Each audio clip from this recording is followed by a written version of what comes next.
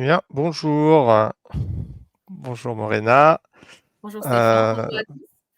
Bonjour à tous et toutes.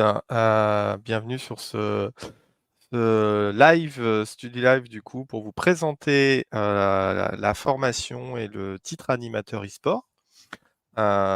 Aujourd'hui donc je serai accompagné de Morena Mezzino qui est directrice CFA, Futuro Sud, et qui est aussi membre de la Fédération nationale des CFA sport, activité et tourisme.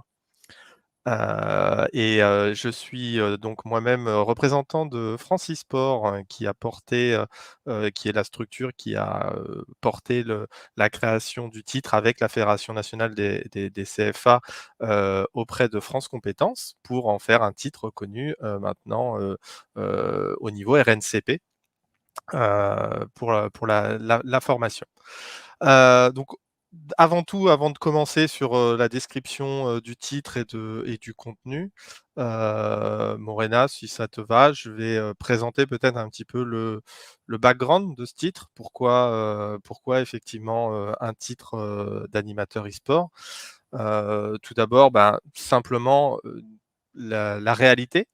L'e-sport est une activité, maintenant qui s'est démocratisée, qui existe depuis, des dizaines d'années, donc c'est une vieille activité déjà.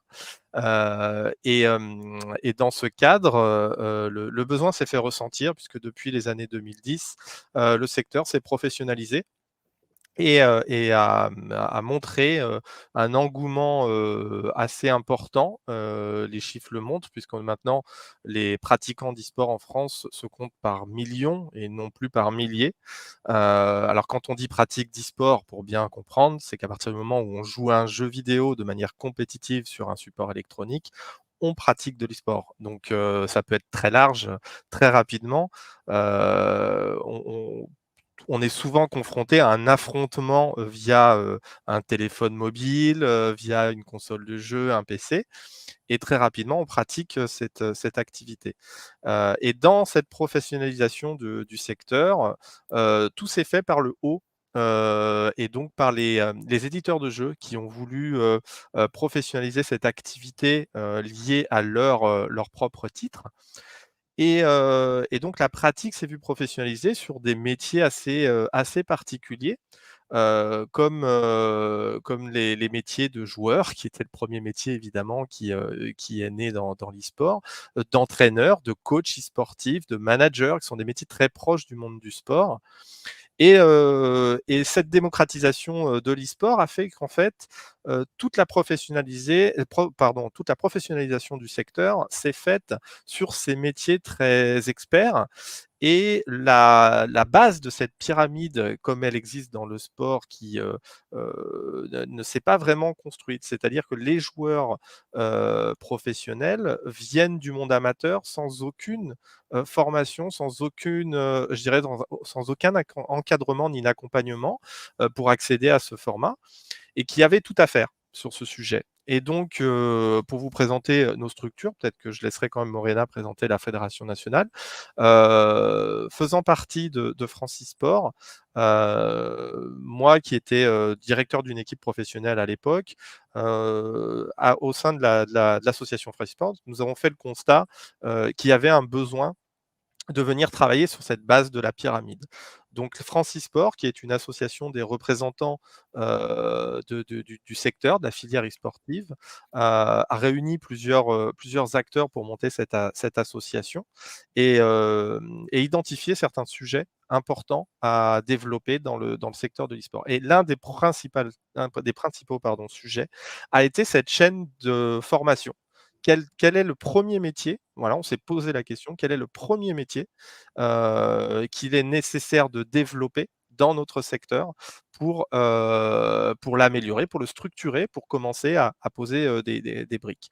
Et très rapidement, on est arrivé à un métier, voilà, qui était, il y a un besoin identifié, c'est le premier format d'encadrement de la pratique e-sportive, puisqu'il y a beaucoup d'équipes, de beaucoup de joueurs qui ont envie de monter en niveau, qui ont envie de pratiquer, mais qui le font depuis chez eux et pas forcément, dans un format très encadré. Donc France e-sport s'est rapproché à ce moment-là de la Fédération nationale des CFA, donc en l'occurrence de Morena, puisque très tôt, c'était il y a 4 ans déjà, même un peu plus, on s'est rencontrés sur le sujet et on a commencé à travailler sur cette problématique de titres animateurs. Je te laisse peut-être reprendre un petit peu nos échanges à l'époque et arriver rapidement sur le titre en lui-même. Mmh. Merci Stéphane. Donc en effet, pour rebondir et puis je vois quelques questions dans le chat, mais au fur et à mesure, évidemment, on va y apporter des éléments de réponse. Donc il s'agit d'un métier récent, puisque, on a réussi à le faire enregistrer, ce que l'on appelle un métier émergent, donc un métier qui est en devenir et donc le titre à finalité professionnelle, sur lequel on a travaillé et qui est enregistré aujourd'hui auprès de France Compétences. Donc ça signifie que derrière, on a une validation, à la fois par l'État, de ce diplôme. Je pense que c'est un élément important. Et puis, dans un deuxième temps, d'une reconnaissance de niveau aussi à l'échelle européenne. Donc, ça, c'est pour reposer un petit peu le cadre. Alors, le rapprochement entre la Fédération nationale des CFA et Francisport, c'était évidemment pour pouvoir envisager la création de ce diplôme, ouverte par la voie de l'apprentissage. Donc, je vois qu'il y a également des questions sur le financement. Ça permettra aussi de commencer un petit peu à faire des chassés croisés. Et donc, la fédération, avec les 25 CFA qui sont aujourd'hui positionnés sur l'Hexagone, mais également sur les territoires ultramarins, au même titre que les acteurs de Francisport, vont pouvoir déployer ce titre à finalité professionnelle qui va permettre de pouvoir finalement encadrer l'activité. C'est pour ça que le nom que l'on a donné, c'est le titre animateur e-sport. On n'est pas sur un métier de coach tel qu'on peut l'entendre un peu partout, Au niveau, c'est-à-dire voilà, pour l'idée n'est devenir pas un de. joueur pro. Je pense que c'est important peut-être de démystifier d'ores et déjà un petit peu la finalité de ce métier. L'objectif pour nous, c'est d'avoir des profils, jeunes ou moins jeunes, c'est-à-dire en formation initiale, mais également des personnes qui peuvent être en reconversion professionnelle, qui vont venir chercher des compétences et des connaissances pour pouvoir encadrer au mieux tous les publics qui vont être sur la pratique e-sportive telle que Stéphane a pu vous le présenter tout à l'heure. Donc, ce qui veut dire qu'on va être sur de l'initiation, sur de la découverte, sur de l'encadrement et en touchant toutes les activités e-sportives que l'on peut trouver. Et Stéphane va pouvoir redécliner. J'ai vu, on me C'est demandait un pas petit un peu jeu dans le en chat. particulier, voilà, Voilà. je vois une question qui est sur ce sujet. On parle de tous les jeux vidéo qui peuvent être utilisés, de manière, su e-sportive. Voilà, donc ça ne cible pas un titre en particulier. Alors, si on doit faire maintenant une petite description peut-être de ce qu'est le métier et de comment est-ce qu'on va réussir à atteindre les compétences nécessaires justement pour pouvoir l'exercer, c'est composé de 3 blocs, ce que l'on appelle des blocs de compétences, de manière assez vulgaire chez France Compétences. Pour ceux qui sont intéressés, vous tapez dans Google RNCP 37 421, on va vous le mettre dans le chat. Ça vous permettra d'avoir vraiment le référentiel en tête de pont pour mieux appréhender les enjeux. 3 blocs de compétences. Le premier, c'est de concevoir un projet d'animation e-sportive et d'organisation de tournois. C'est-à-dire que c'est d'avoir les outils méthodologiques pour que l'activité sportive au sein de la structure dans laquelle vous allez vous trouver va pouvoir être mise en œuvre. Ça, c'est déjà un premier pan, c'est une première compétence qui est importante et elle est d'autant plus importante qu'on est sur un métier émergent. Le deuxième bloc de compétences qui va y être associé, ça va être d'organiser un tournoi e-sportif. Alors attention, on va pas organiser la Paris Games Week. On va pas non plus être éventuellement sur la Gamer Assembly. On va pas être sur des grands tournois que vous pouvez retrouver aujourd'hui dans un certain nombre de, moi je vais pas les citer, mais un certain nombre de grands jeux qui sont connus aujourd'hui sur la place publique. Ça va être plutôt l'organisation de tournois à détail par rapport à la structure dans laquelle vous allez être salarié. Donc, ça peut être une association e-sportive, ça peut être un club sportif qui a une section e-sportive, ça peut être également une structure spécialisée, ça peut être sur de l'événementiel, ça peut être sur un tiers-lieu, c'est-à-dire des actions qui ont lieu comme ça ponctuellement et qui tournent, ça peut être sur un lieu physique existant. Et donc, si on parle de l'organisation d'un tournoi, ça peut être par exemple se dire voilà, on va accueillir une vingtaine de personnes qui vont venir et qui vont vouloir s'affronter sur des jeux. Et derrière ces jeux, on va y mettre aussi une dimension éducative. Et ça, vous le verrez, c'est un élément quand même très, très important du titre tel qu'il est proposé. Et la troisième compétence, ça va être d'animer. Donc, on a conçu le projet, on a organisé un tournoi, Et le cœur du métier, c'est quand même aussi animer la session. C'est-à-dire animer la session, ça va être accueillir les publics, leur présenter le jeu, leur montrer comment on joue, travailler sur de la prévention, travailler sur de l'accompagnement. Si on doit faire un petit parallèle, aujourd'hui, quand vous allez dans une structure sportive pour pratiquer votre activité, vous avez un entraîneur, vous avez un animateur sportif, vous avez un éducateur sportif. Quand vous allez dans une structure type MJC, foyer, centres sociaux, etc., vous avez un animateur qui vous accueille et qui vous accompagne. Et ben, dans la pratique e-sportive, on va avoir l'animateur e-sportif et cet animateur, lui aussi, il va être présent. Et il va être présent pour pouvoir voir avec vous comment est-ce que vous pouvez évoluer, comment vous pouvez jouer, comment vous pouvez fédérer, comment vous pouvez aussi faire en sorte d'y intégrer des personnes en situation de handicap, comment est-ce qu'on va aussi travailler avec les parents, hein, pour démystifier un petit peu le jeune qui est derrière sa chambre, qui refuse de sortir de sa chambre parce qu'il s'entraîne, il veut devenir un joueur pro. Mais au contraire, on va travailler sur du lien social, on va travailler sur du lien intergénérationnel. Donc en fait, animer une séquence e-sportive, c'est vraiment s'intéresser prioritairement aux gens. Il y avait une question qui était, c'est quoi les prérequis? Les prérequis, c'est une fibre éducative. Quand vous souhaitez vous occuper des gens, il faut avoir envie d'aller vers eux, il faut avoir envie de s'occuper d'eux. Et là, on utilise le levier de l'activité sportive, justement, pour pouvoir répondre à un besoin et peut-être y agréger aussi autre chose. Stéphane, je te laisse peut-être un petit peu rebondir parce que c'est quand même des éléments clés qui vont être recherchés sur les jeunes que l'on va former.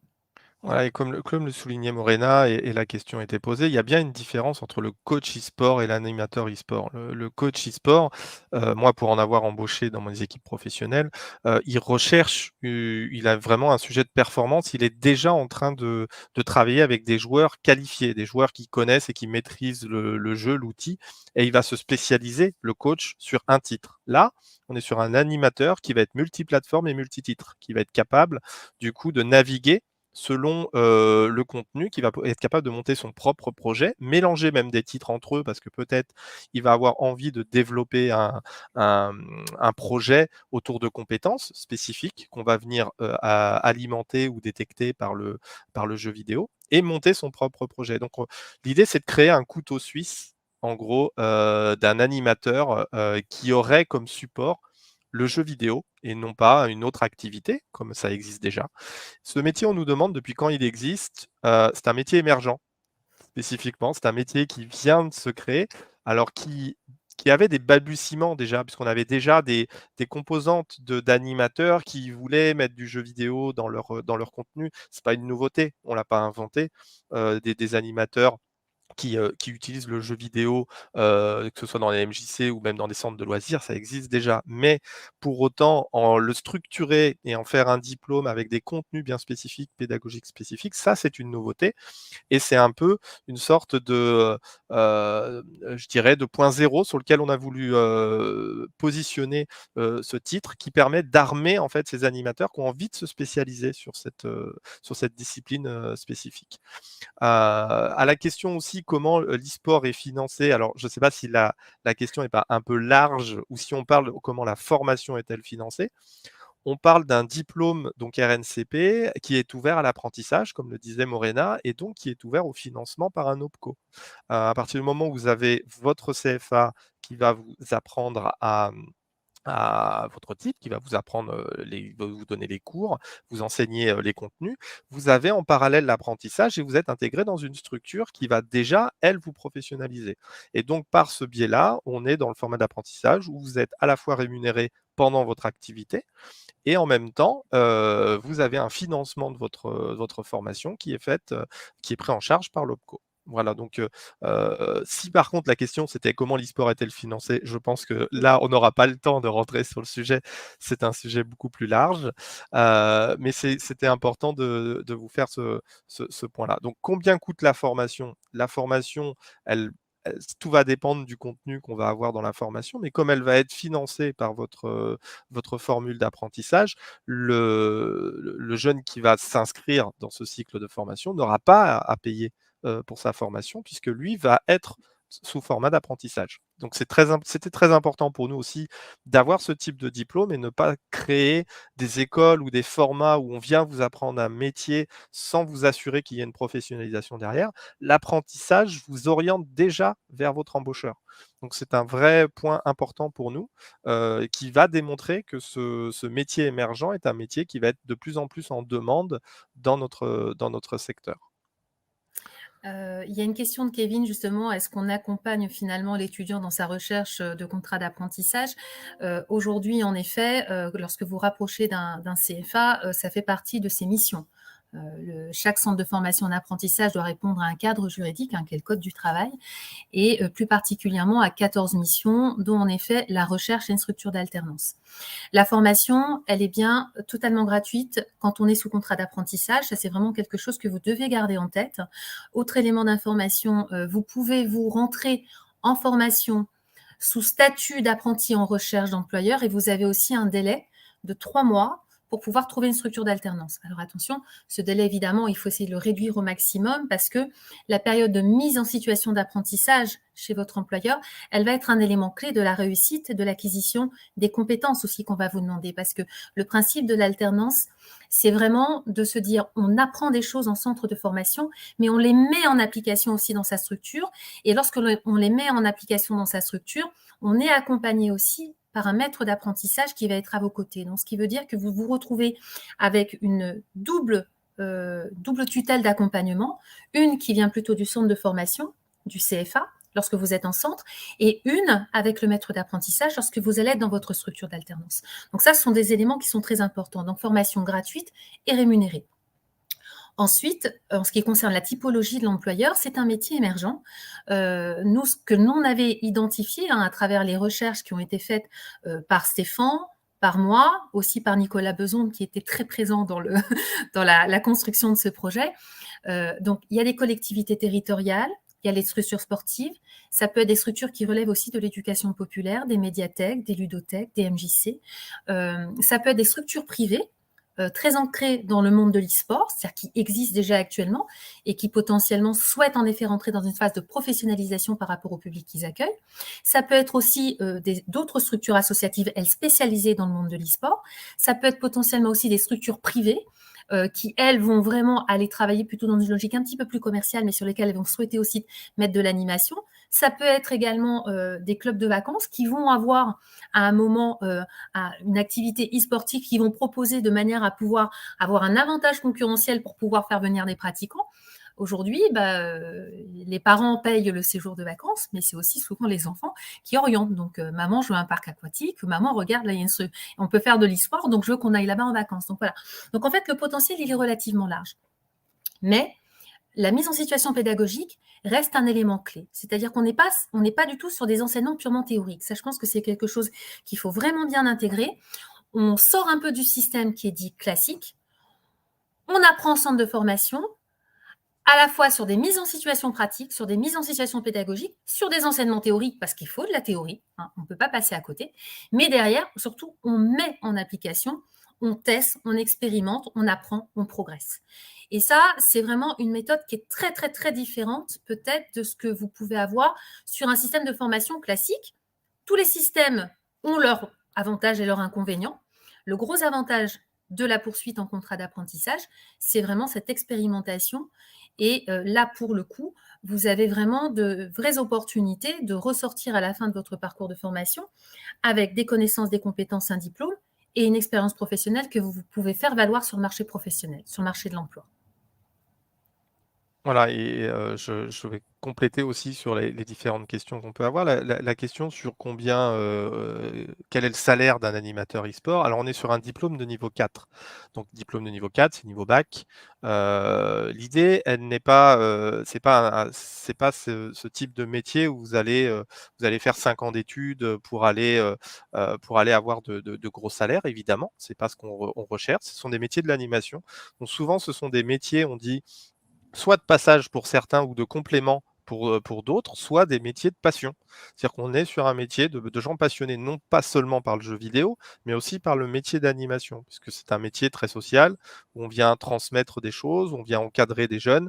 voilà, c'est un métier qu'on fait aussi par vocation. Donc, il est important de comprendre que vous n'aurez pas tout de suite, évidemment, des salaires élevés. Mais sur ce métier-là, par contre, ce qui est important de comprendre, c'est qu'on est en train de construire cette base de pyramide et que cette base va évidemment s'étoffer, elle va s'étoffer par le haut, et que les personnes qui vont commencer à faire de l'animation sont des personnes qui demain vont travailler sur des projets.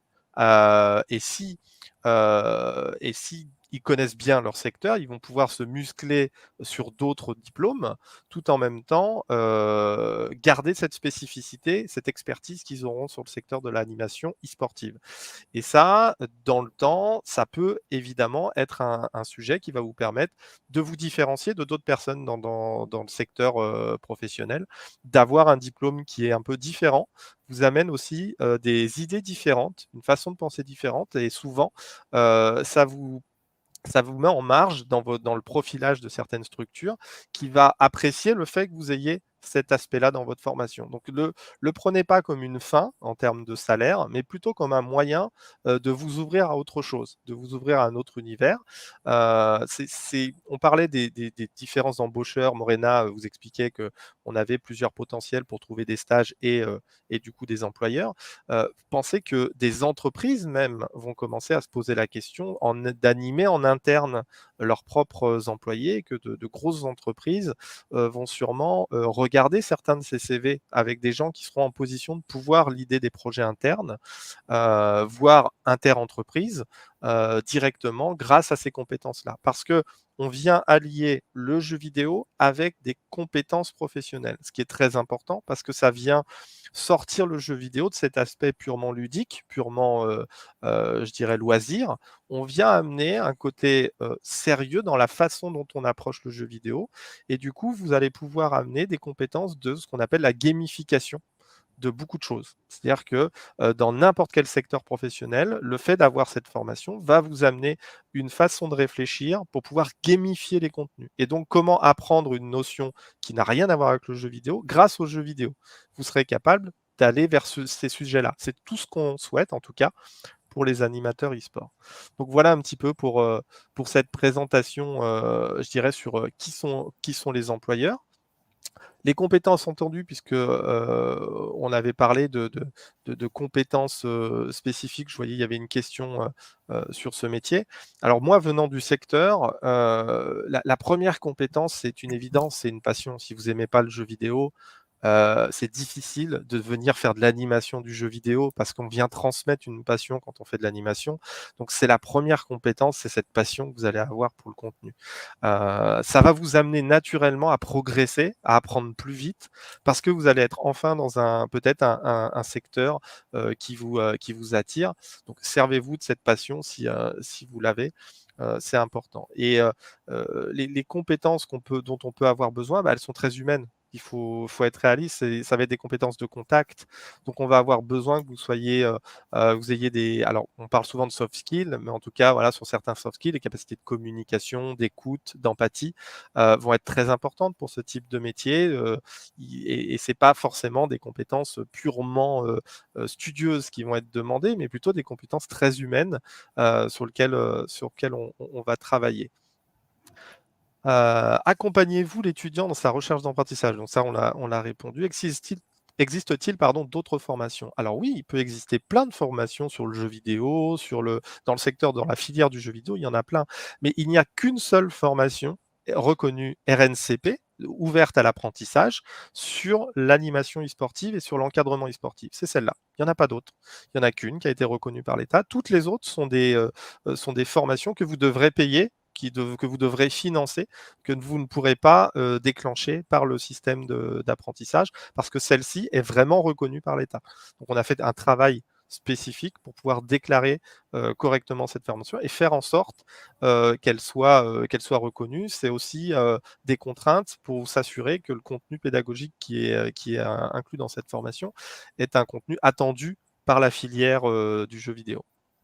Pour, rebondir un petit peu, hein, sur ce que vient de dire, Stéphane, aujourd'hui sur le marché de l'emploi, le fait d'avoir un diplôme qui soit reconnu par l'écosystème, et pour le coup qui est porté, aussi coporté par Francisport, est un élément important en termes, d'employabilité. Donc, c'est quelque chose qu'il faut bien intégrer, lorsque vous décidez de vous engager sur un parcours de formation. Regardez bien aussi la légitimité finalement de ce diplôme et de cette formation qui vous est proposée par rapport à l'État et également par rapport à l'écosystème. Et là, pour le coup, le titre à finalité professionnelle animateur e-sport rentre dans ces 2 critères, d'information. Il y a une question concernant les perspectives d'évolution professionnelle pour un animateur e-sport. Alors, je vais vous donner une réponse un petit peu bateau, mais en fait, la carrière professionnelle, elle est propre à chacun. Et c'est important de le noter parce que une carrière professionnelle, ça se construit. Ça se construit, on peut avoir une orientation, une première vision, on peut découvrir un métier et finalement, durant la découverte de ce métier, rentrer en contact avec d'autres collègues, d'autres partenaires qui vont vous amener un petit truc en plus que vous n'aviez pas forcément identifié, sur lequel vous allez chercher à acquérir de compétences nouvelles. Si un conseil que j'aurais tendance à vous donner, c'est qu'aujourd'hui, avec les évolutions technologiques, il faut se former tout au long de la vie. Et celui qui vous dit autre chose, à mon avis, vous donne une forme d'orientation qui n'est pas très juste. Stéphane vous a présenté cette formation comme un point de départ. C'est un point de départ, mais comme toutes les formations que vous allez faire. Il faut être très clair. Aujourd'hui, on ne fait pas un métier dans sa vie, on en fait plusieurs. Donc, si votre souhait, en effet, c'est vraiment de rester dans l'écosystème e-sport, ça peut être d'évoluer sur de la communication, sur la gestion d'une structure, sur de la RH autour des joueurs pros. Voilà, les possibilités sont multiples. Ça peut être au contraire de se dire, ben non, moi je veux me spécialiser dans un jeu et donc du coup, je vais aller plutôt sur de l'entraînement. Donc en fait, les options sont multiples. Ce qui est important, surtout quand on parle de perspective d'évolution professionnelle, c'est de se dire, aujourd'hui, j'ai telle compétence et quel type d'autres compétences je suis en capacité d'agréger au fur et à mesure pour construire mon parcours. Ça, c'est quelque chose d'essentiel. Ne vous fermez aucune porte, jamais. On dit qu'il faut viser les étoiles, il ne faut pas oublier de garder les 2 pieds sur terre, parce que sinon on peut se perdre. Mais ne vous fermez jamais aucune porte, parce qu'aujourd'hui, les dispositifs de formation, d'entrée, sortie, de parcours tout au long de la vie, vont vous permettre de pouvoir aller chercher le métier qui va vous correspondre demain. Donc, ne vous fermez aucune porte. Et les perspectives d'évolution professionnelle, vous pouvez en avoir aujourd'hui, elles vont évoluer avec le temps et c'est normal. Oui, puis Donc, voilà, les carrières monométiers, ça n'existe plus non. maintenant. On rebondit, on change et comme je vous disais, c'est plutôt muscler votre profil, le différencier par des contenus de formation qui vont vous amener vers je dirais des métiers qui vont vous plaire et dont vous aurez les compétences, vous allez vous armer de compétences, et donc pensez pas que vous allez faire votre carrière dans l'animation e-sportive, à tout prix et ou même voilà, on parle pas de médecine là, on parle pas d'une carrière, où on se retrouve vissé dans sa spécialité et on disparaît. On parle vraiment des métiers de la communication, de l'animation, du numérique, c'est très, très large. Donc voilà, du coup, le Studiorama arrive à sa fin. On arrive à la fin de cette présentation. J'espère que ça vous a un petit peu éclairé. Un site internet, www.animateur-esport.fr, qui vous permettra de trouver toutes les informations sur le sujet du titre. Pour l'instant, les formations vont être ouvertes cette année sur certains CFA, donc certaines régions vont être disponibles, comme les régions dans le sud, on a région PACA, région Occitanie, alors il y en a d'autres qui vont arriver, mais en tout cas, toutes les informations, vous allez les retrouver sur ce site web où vous pourrez identifier éventuellement un CFA qui vous intéresse, qui est proche de chez vous ou proche d'un lieu où vous pouvez rester et vous pouvez directement les contacter pour essayer de vous inscrire, voilà, si vous le désirez. J'espère que nous avons été clairs et je vous remercie pour votre temps. Merci à tous et surtout, sur une période d'orientation, Ne partez pas à la va-vite, c'est important, hein. On peut toujours changer par la suite, c'est aussi un élément important et une carrière, ça se construit. Voilà, il y Voilà. a pas de voie sans issue, vous inquiétez pas. Bonne journée à tous, bonne fin de journée, au revoir. Bonne fin de journée à tous.